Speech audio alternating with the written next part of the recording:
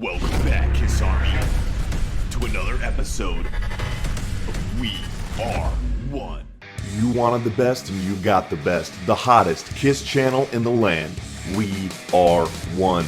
Welcome back to the Psycho Circus. We are one Kiss Army and we shout it out loud. Celebrating all eras of Kisstory. While you're here, be sure to subscribe because you got nothing to lose. Be like Ace and give this video a thumbs up and hit that bell so no matter if it's tomorrow or tonight, you can get all you can take. It's kissing time once again, so let's raise our glasses and get into today's video. I was living in New York at the time and I had an answering service in the days when you had ladies answering your phone. Right. And I got back from our vacation and the lady from the answering service says, "Where have you been?" I said, "Well, I've been on vacation." She said, "Mr. Douglas has been calling you and you'd better call him because he seems very, very upset." So it's okay. I called Jack Douglas and he said, "Look, I don't know how to deal with this and I'll do whatever you tell me to do. But I got a call from Bill O'Coin asking me if I would be willing to do the next Kiss album." Wow. Now, Jack Douglas worked under you? He started off as an assistant engineer, then became an engineer, and then I started his career as a producer. And in fact, people that don't know, because not everybody's into this stuff as you and I are, Jack Douglas is a producer, what he's best known for is doing all the classic Aerosmith records, also worked with John Lennon and all these icons, but I think you turned your mic off, Bob, by accident. But the Aerosmith records, which Jack did their most recent one, as a matter of fact. I actually did that on purpose. I was kind of hoping to sneak out of caught me. And he caught me. Okay, carry on. Yes, Jack Douglas. Yes. He was much like Jack Richardson brought you very under. Much like Jack Richardson brought me under. And it's exactly that was exactly the relationship that Douglas and I had, where he said, "Look, I'm going to bring you along." And then at a certain point, just like Jack, I let him fly. I said, "I'm not going to hold you up here.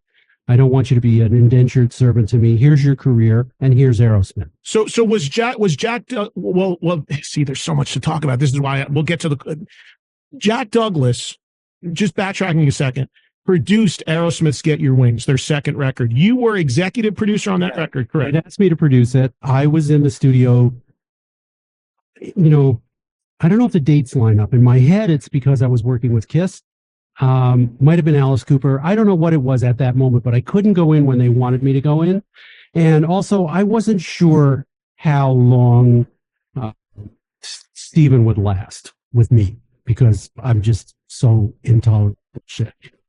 At that time, he was very much a prima donna. And even then, because they hadn't really broken yet, second album, but even then he was.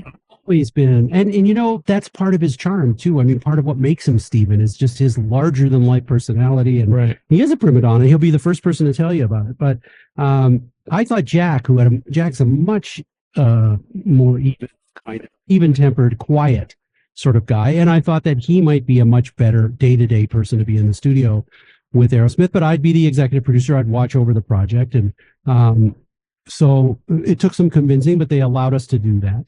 And then they had such a great time with him. They loved it. And it was time to do the next one. But I had them signed. I had the production deal with Aerosmith.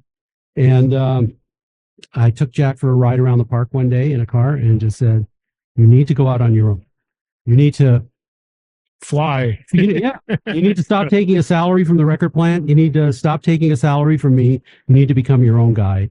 And here's Aerosmith. You've graduated. Congratulations and best of luck." So off he went. So back to Kiss.